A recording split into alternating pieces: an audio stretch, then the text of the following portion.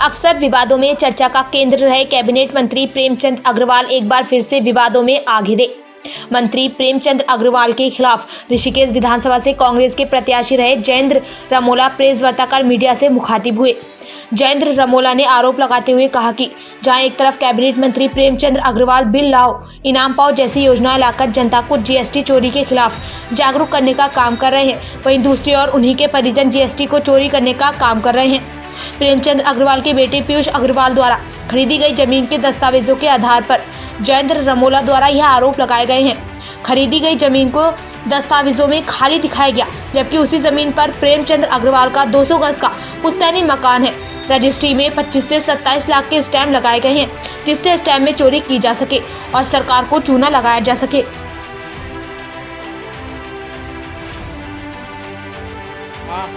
Approximate करोड़ों रुपए की संपत्तियां हैं लगभग जो रजिस्टर्ड जो लीगल वे में है, जो रजिस्ट्री है। और खाली देवप्रयाग में अगर देखेंगे तो तपोवन से लेकर होता तो जहां तक चर्चा की जाती है कोई दामाद के नाम, कोई बेटी के नाम, कोई दोस्त के नाम। और वैसे तो वो विश्वास ज़्यादा किसी पे नहीं करते हैं, उन्होंने ज़्यादातर अपने पुत्र और अपनी पत्नी के नाम सब कुछ किया हुआ है। तो वो सब कुछ कागजों में है, करोड़ों रुपये की संपत्ति है। तो मैं तो मांग करूँगा, प्रधानमंत्री जी लाल किले के प्राचीर से कहते हैं कि भ्रष्टाचार मुक्त सरकार देने की बात करेंगे, तो प्रधानमंत्री जी मैं आपसे मांग करता हूं कि उस ईडी को भी जरा उत्तराखंड की ओर भी भेजिए और उत्तराखंड ने ऋषिकेश की ओर भेजिए। इनके सरकार के मंत्रियों पे भी जांच कीजिए कि ये संपत्ति आई कहां से, इतनी संपत्ति कहां से आई। ऐसे कौन सी इनके रोजगार एकदम से चले एक दो तीन महीने के अंदर या इन वर्षों में कि इन्होंने करोड़ों की संपत्ति को जुटाने का काम किया।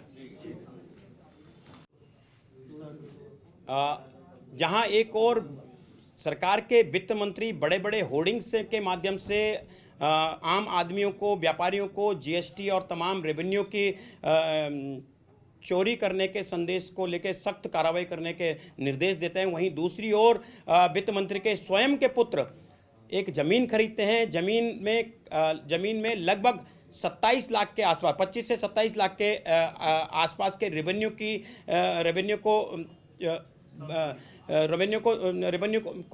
चोरी करने का काम करते हैं, क्योंकि वो जिस भूमि को खरीदते हैं वो भूमि में पहले से ही निर्माण हुआ होता है, उसमें मकान बना हुआ है, जबकि वो रजिस्ट्री में ये दिखाते हैं कि वो भूमि खाली है।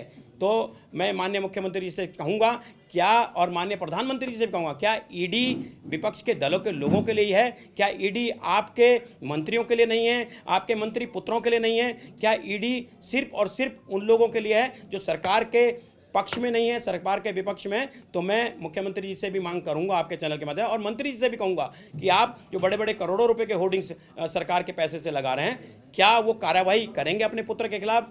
या संपत्ति की बात की, लगभग कितनी संपत्ति जुटा ली है अभी तक मंत्री प्रेमचंद अग्रवाल ने?